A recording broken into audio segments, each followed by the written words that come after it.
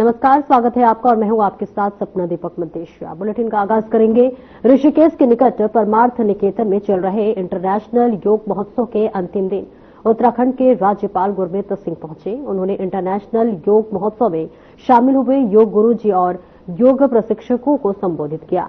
उन्होंने कहा कि योग की वजह से इस क्षेत्र का नाम पूरे देश ही नहीं बल्कि विदेशों में भी रोशन हुआ है। यहां से योग सिखाने वाले योग प्रशिक्षु राज्य का नाम रोशन कर रहे हैं।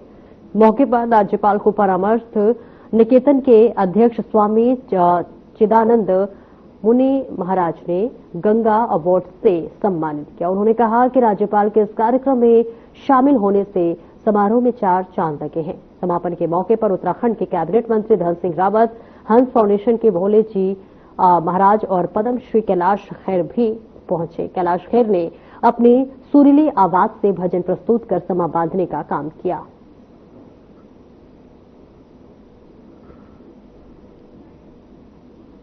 और इस बीच तस्वीरें आपको दिखा रहे हैं जहां पर इंटरनेशनल योग महोत्सव समारोह का आयोजन किया गया, जहां पर बताते चले कि तमाम लोगों ने शिरकत की और अंतिम दिन राज्यपाल गुरमीत सिंह ने भी यहां पर शिरकत की, जहां पर ऋषिकेश में इंटरनेशनल योग महोत्सव का समापन हुआ है। और आपको बताते चले कि यहां पर सिंगर कैलाश खैर ने भी अपने भजन से समा बांध दिया, जिन्हें सुनने के लिए यहां पर लाखों की संख्या में लोग पहुंचे हुए थे और सभी यहां पर मंत्रमुग्ध होकर भजन सुनते हुए नजर आए। ये तस्वीरें सीधी आपको ऋषिकेश से दिखा रहे हैं, जहां पर ऋषिकेश में इंटरनेशनल योग महोत्सव का समापन हो गया है। और आपको बता दें कि आज अंतिम दिन था और ऐसे में अंतिम दिन राज्यपाल गुरमीत सिंह भी वहां पहुंचे और इसी के साथ साथ फेमस सिंगर कैलाश खेर ने भी भजन से अपने यहाँ के जो भी वातावरण था समा बांध दिया और ऐसे में तमाम जो लोग पहुंचे थे वो भी भजन सुनकर मंत्रमुग्ध हो गए।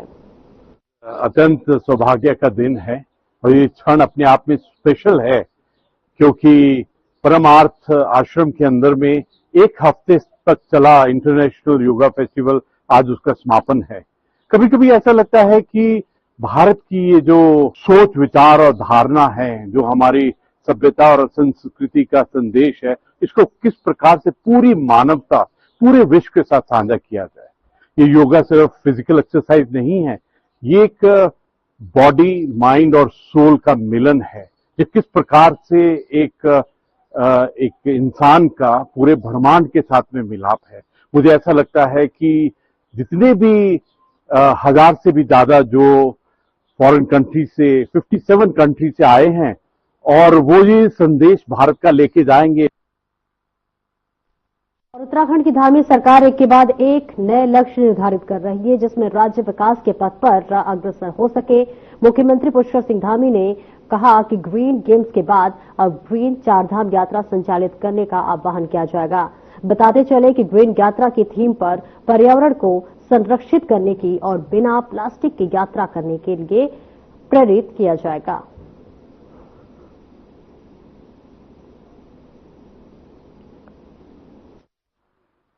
देखिए, अभी ग्रीन गेम्स हमने आयोजित किए और उसका एक बड़ा अच्छा प्रभाव पूरे देश के अंदर गया है, लोगों के अंदर एक संदेश गया है। उसी आधार पर पर्यटन भी हमारे ग्रीन पर्यटन के एक थीम पर एक मिशन के तहत आगे बढ़ेंगे। इसके लिए हम आने वाले सभी लोगों से सरकार के माध्यम से अन्य माध्यमों से उनसे निवेदन भी करेंगे।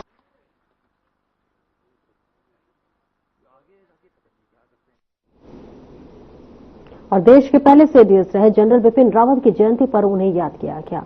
जनपद पौड़ी के द्वारी खाल ब्लॉक के सैड निवासी बिपिन रावत सीडीएस बनने से पहले भारतीय सेना के प्रमुख थे।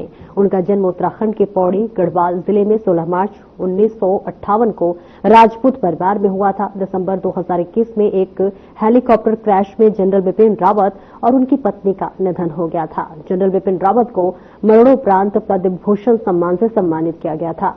भारत माता के वीर सपूत जनरल बिपिन रावत की जयंती पर बीजेपी नेता राजेंद्र अंतवाल ने उन्हें अपनी श्रद्धांजलि अर्पित की है।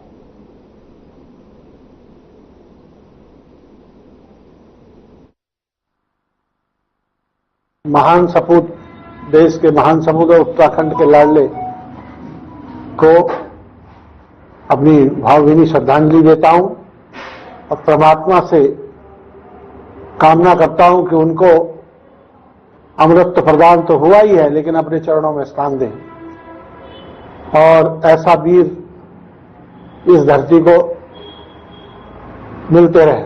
उन्होंने जो प्रथम सीडीएस मोदी जी ने जो उनकी काबिलियत को देखते हुए बनाया था और उन्होंने देश को तीनों सेनाओं को एकजुट करके और एक समन्वय का काम करके अच्छा रिजल्ट जो आज हमारे यहाँ आतंकवाद का जो हर जगह वो रहता था, सीमाओं पर जो बार बार आतंकवादी घुस आते थे, वो सब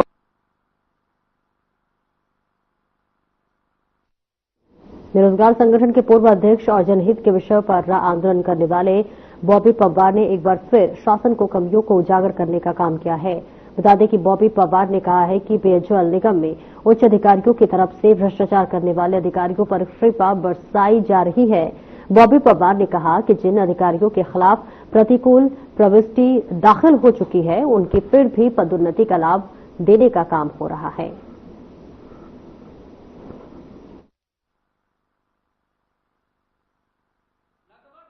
एक ऐसा कर्मचारी जो 2005 में यहां पर आया और उसके बाद विभागों में काम करना शुरू किया और वर्तमान समय में उसकी संपत्ति पर अगर नजर डाली जाए और संपत्ति का पूरा मामला हमारे पास है तो लगभग करोड़ों में वो संपत्तियां आ जाती है।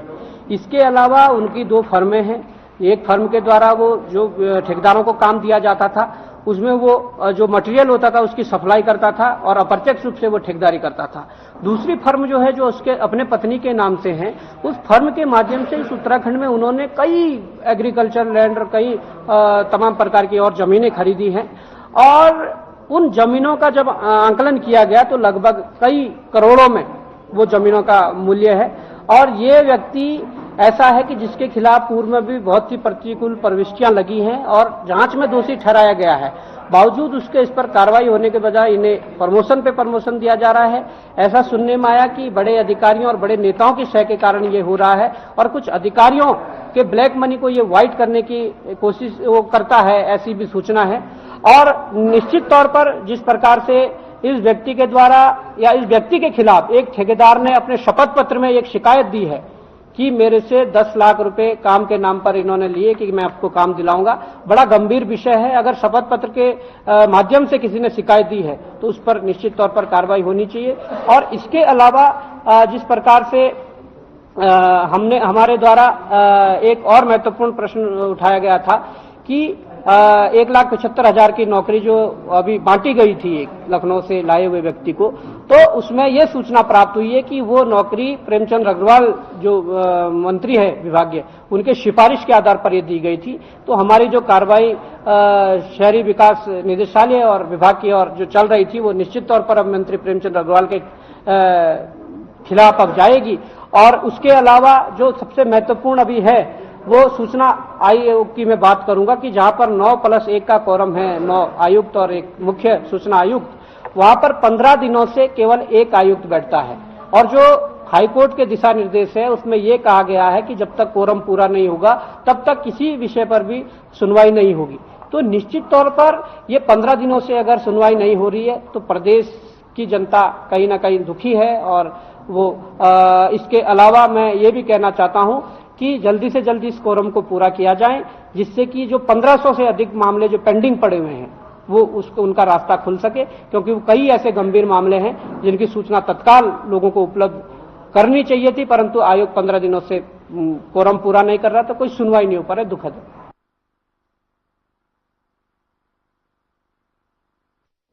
और वही चंपावत के टनकपुर में लगने वाले उत्तर भारत के सुविख्यात मां पूर्णागिरि मेले का बीते शनिवार को शुभारंभ हो गया है। सूबे के मुख्यमंत्री और चंपावत विधायक पुष्कर सिंह धामी ने पूर्णागिरि मेले का ठुली पहुंचकर विधिवत पूजा अर्चना कर व फीता काट कर शुभारंभ किया। इस मौके पर मुख्यमंत्री ने मां पूर्णागिरि धाम को लाखों लोगों की आस्था का केंद्र बनाया। तो वहीं कुंभ मेले के प्रदेश में सबसे अधिक दिनों तक चलने वाले मेले के रूप में मां पूर्णागिरि मेले की पहचान बताई। इस वर्ष मां पूर्णागिरि मेला 15 मार्च से शुरू हो गई और 15 जून तक कुल 90 दिनों की अवधि तक चलेगा। उन्होंने कहा कि मेलार्थियों को यात्रा के दौरान किसी भी प्रकार की असुविधा का सामना न करना पड़े, इसको मेला प्रशासन और जिला प्रशासन सुनिश्चित करे।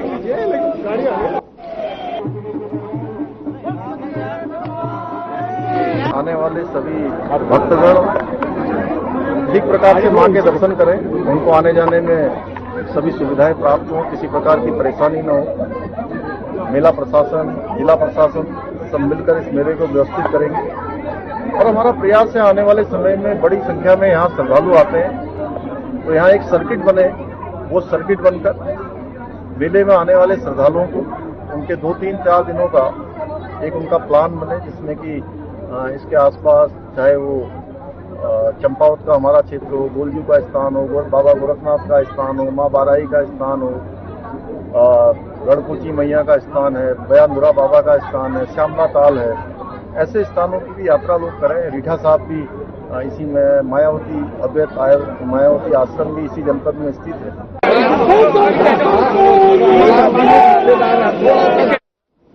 सीएम धामी ने पीएम मोदी के फिट इंडिया मूवमेंट को आगे बढ़ाते हुए सोशल मीडिया प्लेटफॉर्म ट्विटर पर कुछ तस्वीरें शेयर की है। इन तस्वीरों में सीएम धामी बच्चों के साथ क्रिकेट खेलते नजर आ रहे हैं।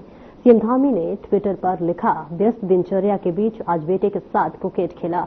अनुशासित लाइफस्टाइल और नियमित व्यायाम की स्वस्थ जीवन का आधार है और हमें नई पीढ़ी को किसी न किसी खेल में रुचि रखने और नियमित रूप से खेलने के प्रति उन्हें प्रोत्साहित करना चाहिए।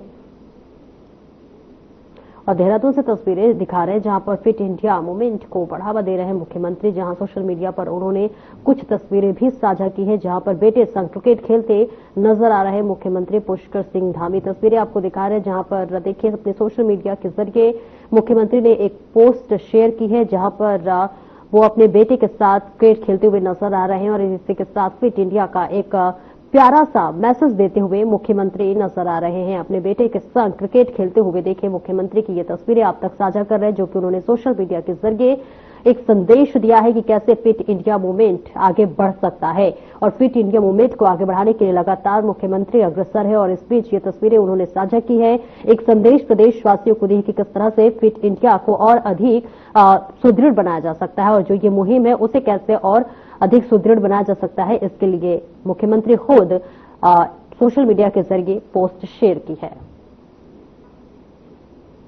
और उत्तराखंड की धर्मनगरी हरिद्वार में 2027 में होने वाले कुंभ को लेकर अलग अलग बातें सामने आई हैं। बता दें कि कुछ 2027 में होने वाले हरिद्वार में कुंभ को अर्धकुंभ भी कह रहे हैं और यह इस पर उत्तराखंड सरकार के शहरी विकास मंत्री प्रेमचंद अग्रवाल ने 2027 में होने वाले कुंभ मेले को कुंभ कहा है। मंत्री प्रेमचंद अग्रवाल ने कहा कि सभी लोगों को बताया जा रहा है कि ये कुंभ है और अधिकारियों के साथ लगातार इसको लेकर बैठकें की जा रही हैं। हरिद्वार में होने वाला कुंभ भव्य होगा।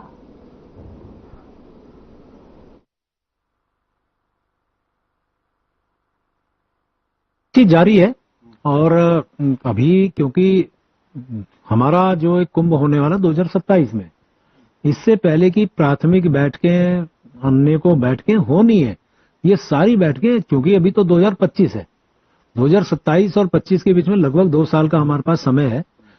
संतों पूजने संतों से भी हम मिलेंगे, सभी अखाड़ों से हम लोग मिलेंगे। माननीय मुख्यमंत्री जी एक प्राथमिक बैठक ले चुके हैं, हम लोग लगातार उन बातचीत कर रहे हैं। मेरी माननीय मुख्यमंत्री से भी चर्चा हुई है और अनेकों बार जब भी हमें मौका मिलेगा, जहां भी कोई सुधार की आवश्यकता होती है, कहीं संशोधन की आवश्यकता होती है, जो संबंधित हितधारक हैं, स्टेक होल्डर्स हैं, पूज्य संतगण हैं, सभी से हम चर्चा करेंगे, तत्पश्चात हम निर्णय लेंगे।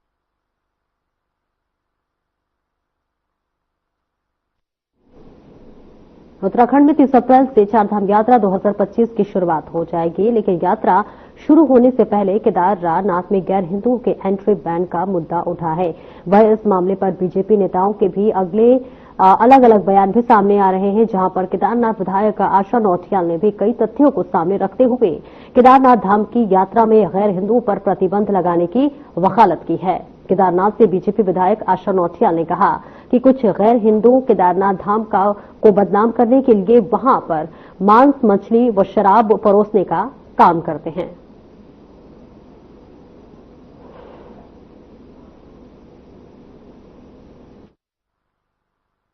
माननीय प्रभारी मंत्री आदरणीय सौरभ बोगुणा जी ने भी वहां पर पूरे प्रशासन के साथ, स्थानीय जनता के साथ और जो वहां पर व्यवसायी हैं, होटल व्यवसायी, घोड़े खच्चर वाले और तमाम जितने भी टेंट और दुकानें लगाने वाले, फड़ लगाने वाले जितने भी लोग थे, सब उस मीटिंग में आए हुए थे और सबके साथ उन्होंने मीटिंग करी। उन लोगों के महत्वपूर्ण सुझाव लेने के लिए भी वो मीटिंग थी और व्यवस्थाओं के संबंध में भी मीटिंग थी।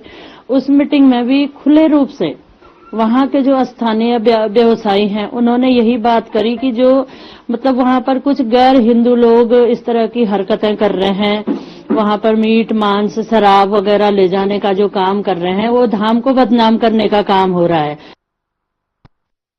उत्तराखंड कांग्रेस ने बीजेपी पर आरोप लगाया है कि बीजेपी ने कांग्रेस में अपने स्लीपर सेल भेजे हुए हैं। इसको लेकर बीजेपी ने कांग्रेस पर निशाना साधा है।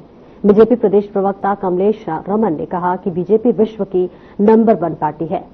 उनको कांग्रेस जैसी डूबती पार्टी में स्लीपर सेल भेजने की जरूरत नहीं है। इससे साफ होता है कि कांग्रेस को अपने कार्यकर्ताओं और नेताओं पर भरोसा नहीं है। कांग्रेस को अपने संगठन में मंथन करने की जरूरत है।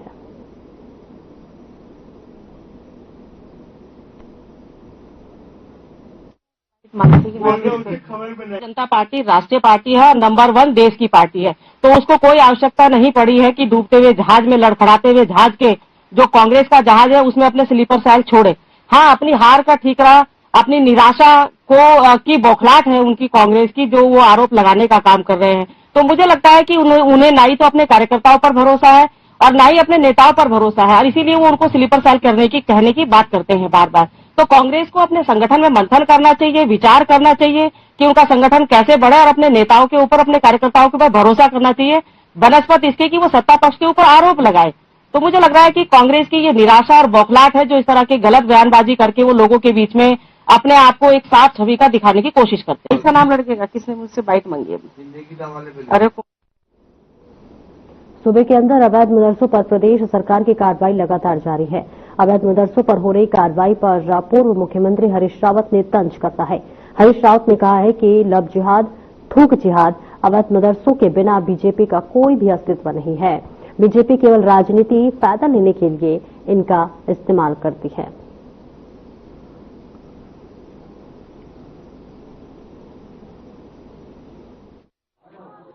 अवैध मदरसे, अवैध निर्माण, अवैध मजहर और लव जिहाद, छूत जिहाद, ये सब भाजपा के वार क्राइम। इनके बिना तो भाजपा का अस्तित्व है ही नहीं। जब इनको तो वो उसी तरीके से, जिस तरीके से मैं सुबह गायत्री मंत्र का जाप करता हूं और उसके बाद कहता हूं, तो भाजपा जो है सुबह सुबह उठ करके भाजपाई लव जिहाद, थूक जिहाद, यही सब, पेशाब जिहाद, क्या क्या जिहाद है, इन्हीं जिहादों को और ये अवैध कब्जे जिहाद आदि आदि पुकारते रहते हैं। ये इनके वार क्राई, ये भाजपा के वार क्राई।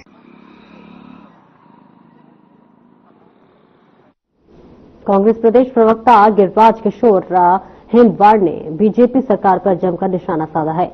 उन्होंने कहा कि उत्तर प्रदेश के बाद उत्तराखंड सरकार ने भी इस साल गन्ने का मूल्य नहीं बढ़ाया है, जिसको लेकर कांग्रेस बीजेपी सरकार को घेरने में जुट गई है। कांग्रेस के प्रदेश प्रवक्ता ने सरकार पर किसानों का शोषण किए जाने का आरोप लगाया है। उन्होंने सरकार द्वारा गन्ने का समर्थन मूल्य नहीं बढ़ाए जाने को लेकर किसानों की घोर उपेक्षा बताया है। उन्होंने कहा है कि सरकार अपने वेतन और बढ़े भत्ते के लिए मात्र 2 मिनट के लिए जो है प्रस्ताव पार कर लेती है, लेकिन जनमानस की अगर बात कर ले तो किसान गन्ना मूल्य की 1 रुपए भी नहीं बढ़ाना उनकी घोर अपेक्षा कर रही है। 9 मान के चलो आप मैक्सिमम। देखिए, सरकार जो इस समय शासित है भाजपा, धाकड़धामी सरकार, कहां इन पे किसानों की सोच है? किसान वाकई सरवाइव कर रहे हैं। न्यूनतम खरीद मूल्य, उसमें बढ़ोतरी न होना, तो सरकार इस तरफ इशारा कर रही है कि हमें वाकई किसानों से कोई लेना देना नहीं। आप सोचिए, जो किसान इतनी मेहनत करके गन्ने की उपज को उगा रहा है, सुबह से शाम का उसका पसीना होता है उसमें, पूरे परिवार का, और आज सरकार उनकी तरफ ध्यान न दे। आज जो स्थितियां सरकार ने बना रखी हैं, और वाकई बहुत चिंतनीय विषय है। कांग्रेस पार्टी इसकी निंदा करती है।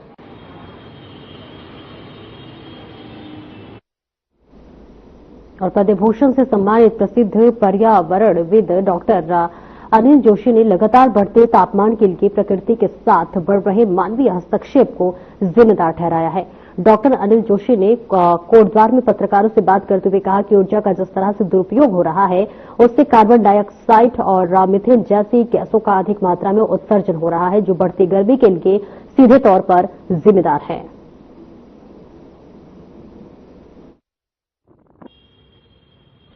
और इन सब के पीछे अगर कारण टटोल ले तो उसका बहुत बड़ा कारण यह है कि जिस तरह से हमने ऊर्जा का दुरुपयोग किया है अपने हितों में, अपने लाभ के लिए, अपनी सुविधाओं के लिए दुनिया भर में, ये उसी का प्रताप है कि गर्मी का हालत ये है। अब आप मोटे से हिसाब लगा लीजिए कि 2023-24 के आसपास 34.4 गीगाटन कार्बन का उत्सर्जन हुआ था। 24 के अंत में आते आते वो 37.41 गीगाटन कार्बन डाइऑक्साइड है और ऐसे 578 करीब मैट्रिक टन मीथेन आ गई। ये दोनों वो गैसेस हैं जिनके कारण वातावरण दूषित होता है। देहरादून के क्षेत्रीय पासपोर्ट कार्यालय में मोबाइल वैन कैंप के माध्यम से प्रदेश के विभिन्न क्षेत्रों में पासपोर्ट बनवाने की सुविधा शुरू की गई है और अब तक 5 बार कैंप लगाकर 600 से अधिक पासपोर्ट बनाए जा चुके हैं। क्षेत्रीय पासपोर्ट अधिकारी विजय शंकर पांडे ने कहा कि हमने अब तक विभिन्न क्षेत्र में 5 कैंप आयोजित किए हैं, जिनमें से 600 से ज्यादा पासपोर्ट जारी किए गए हैं और अब रुद्रप्रयाग में 19 मार्च से क्रीड़ा भवन अगस्त्य मुनि में मोबाइल वैन कैंप आयोजित किया जाएगा और ये कैंप 3 दिन चलेगा, जिसमें नए और पुनः निर्गमन श्रेणी के आवेदन स्वीकार किए जाएंगे।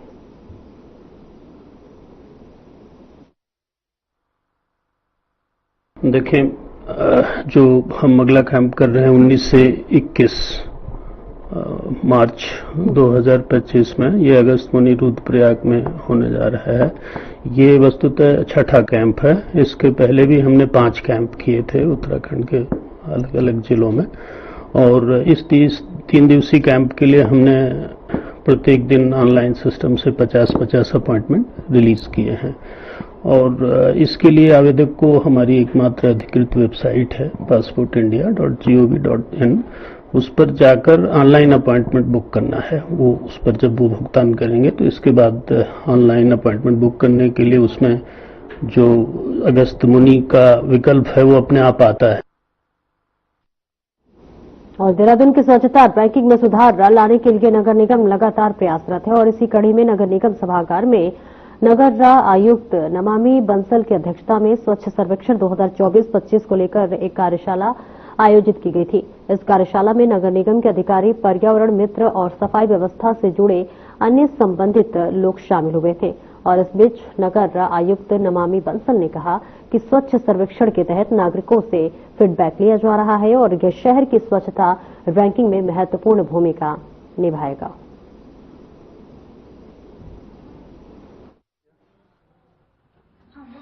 जो भारत सरकार द्वारा एनुअल सर्वे है क्लीनलीनेस का, which is also the largest cleanliness survey in the world, उसी की प्रक्रिया के दृष्टिगत इस बार विशेष प्रयास किए गए हैं कि देहरादून शहर की स्वच्छता रैंकिंग इंप्रूव हो और उस पर जो विभिन्न मानक दिए गए हैं, स्वच्छता रैंकिंग के पैरामीटर्स दिए गए हैं, उनको ध्यान में रखते हुए विशेष रूप से हमने जो पिछली बार हमारी कमियां रह गई थी उनको ध्यान देते हुए, उन पर विशेष ध्यान देते हुए प्रयास किया है कि हमारी स्वच्छता रैंकिंग इस बार इंप्रूव हो।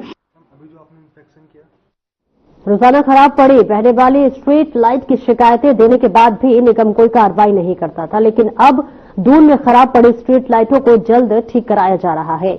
नगर निगम ने स्वयं इस काम को बखूबी संभाल लिया है और इसके लिए पहले 26 टीमें काम करती थी और अब इन टीमों की संस्था और जो संख्या है वो बढ़ाकर 40 कर दी गई और इसके अलावा स्ट्रीट लाइट्स की समस्या को लेकर हर वार्ड में मेंटेनेंस का काम भी शुरू कर दिया गया है। मगर नगर निगम के प्रशासनिक प्रमुख नमामि बंसल ने कहा है कि इन सभी टीमों की मॉनिटरिंग के लिए डैशबोर्ड भी तैयार किया गया है।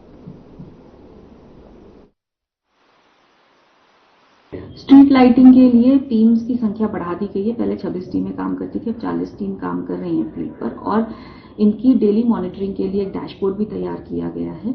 इसके अलावा इस बार योजना है कि लाइनमैन और जो हमारी कोर टीम रहती है डेली मेंटेनेंस की स्ट्रीट लाइटिंग की, उनके सबके नंबर भी सार्वजनिक रूप से वार्ड्स में चस्पा किए जाएंगे ताकि किसी भी लाइट के खराब होने की स्थिति में सीधे वो संपर्क कर सकें।